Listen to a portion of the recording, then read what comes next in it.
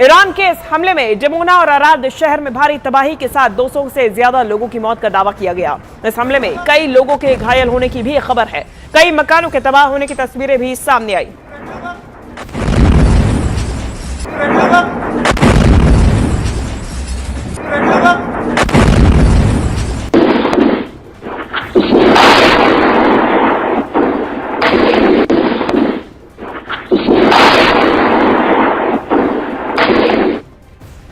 दरअसल शनिवार को ईरान के नतांज न्यूक्लियर प्लांट पर इजराइल के हमले की खबर सामने आई थी और रिपोर्ट्स के मुताबिक अमेरिका और इजराइल ने दोबारा ईरान के नतांज न्यूक्लियर प्लांट पर हमला किया था। बताया गया कि एयर स्ट्राइक में नतांज न्यूक्लियर साइट को भारी नुकसान पहुंचा।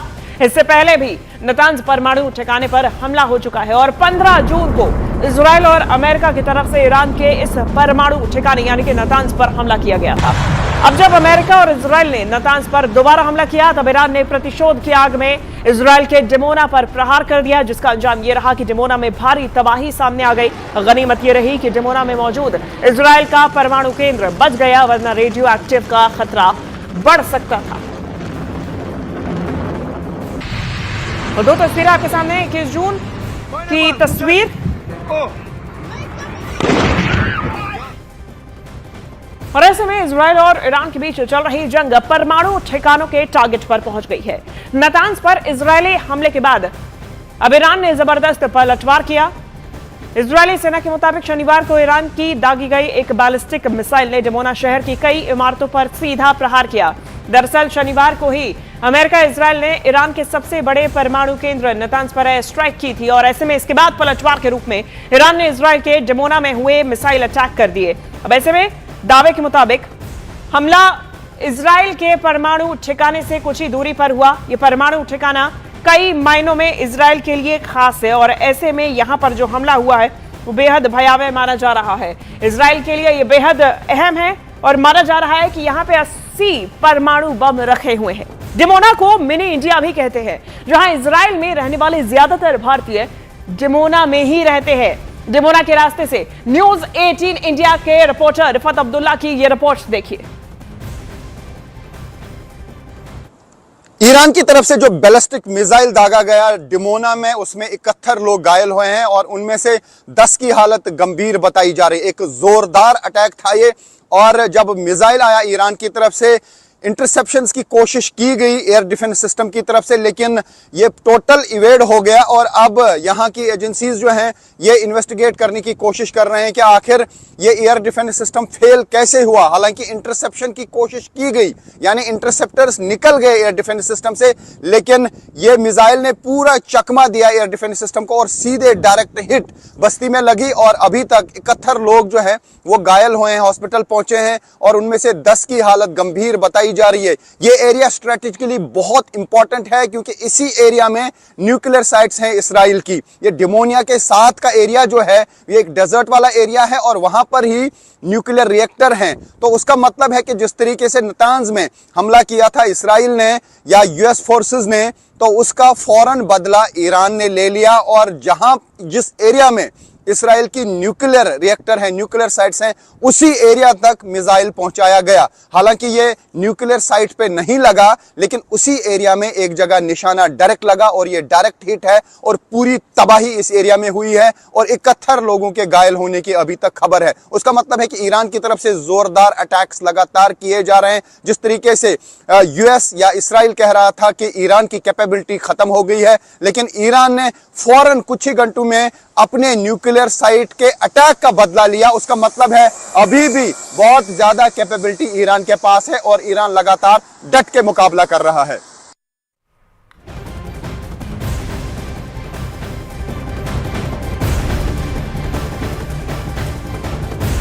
और चलिए अब आपको ईरान के इस भयानक हमले के पीछे का जो पूरा मामला है, जो पूरी इनसाइड स्टोरी है, वो बताते हैं। दरअसल ईरान के नतांज परमाणु केंद्र पर पहले अमेरिका और इजराइल ने हमला किया। उसके प्रतिशोध में इजराइल के डिमोना शहर पर बैलिस्टिक मिसाइल दागी गई।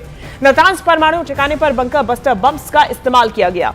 डिमोना में इजराइल के परमाणु ठिकाने के पास ईरानी मिसाइल्स गिरी। अमेरिका और इजराइल के हमले में नतांज न्यूक्लियर प्लांट को भारी नुकसान का दावा किया गया, तो उधर डिमोना में परमाणु ठिकाने पर आज तक नहीं आई। नतांज परमाणु ठिकाने पर हमले में रेडियो एक्टिव लीक की खबर नहीं है, जबकि डिमोना में भारी नुकसान का दावा किया गया, कई मौतें भी हुई।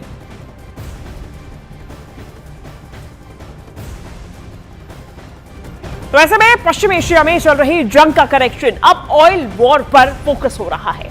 ऐसा इसीलिए क्योंकि तेल को लेकर अमेरिका और ईरान के बयानों पर कोहराम मच गया है। अमेरिका ने ईरान पर लगी पाबंदियों में 30 दिनों की ढील देने का ऐलान किया था ताकि दुनिया को सस्ता तेल मिल सके, लेकिन ईरान ने एक ऐसा बयान दिया है जिसने व्हाइट हाउस से लेकर ग्लोबल ऑयल मार्केट तक हड़कंप मचा दिया है। ईरान ने अमेरिका को दो टूक कह दिया कि उसके पास तेल है ही नहीं।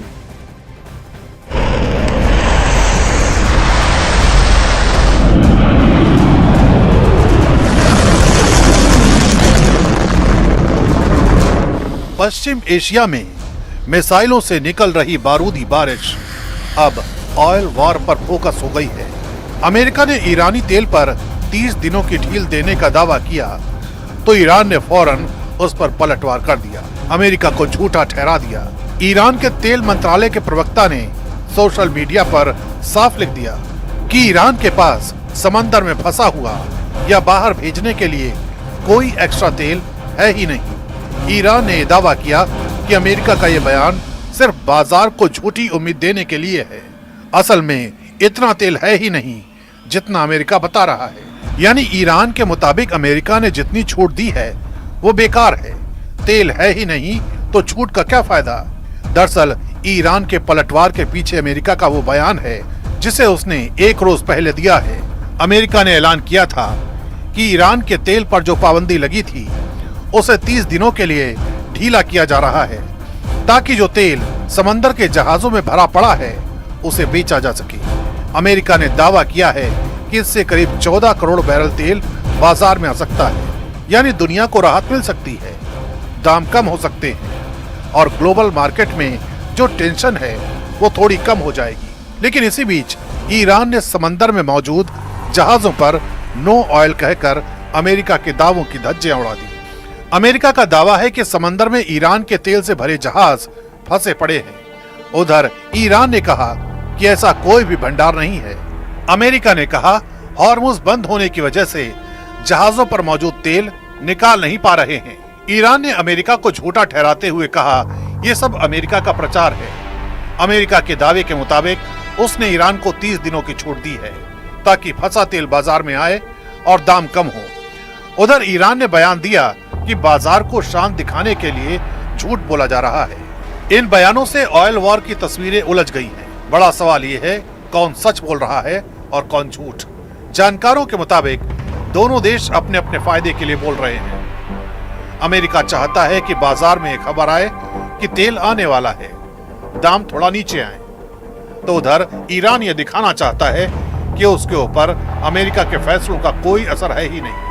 इस बीच हॉर्मुज स्ट्रेट बंद होने से दुनिया में तेल की सप्लाई रुकी हुई है, तेल के दाम बढ़ रहे हैं और इसका असर अमेरिका तक पहुंचता दिख रहा है। अमेरिका में महंगाई आती है तो ट्रंप की साख पर बट्टा लग सकता है, जो उन्हें बिल्कुल पसंद नहीं है। शायद यही वजह है कि ट्रंप सरकार एक साथ दो काम करना चाहती है कि ईरान पर दबाव भी बनाए रखो और तेल के दाम को भी काबू में रखो। अमेरिका और ईरान के बीच तेल को लेकर जो रस्साकसी चल रही है उसका सीधा असर भारत पर पड़ रहा है, क्योंकि भारत दुनिया के सबसे बड़े तेल खरीदारों में है।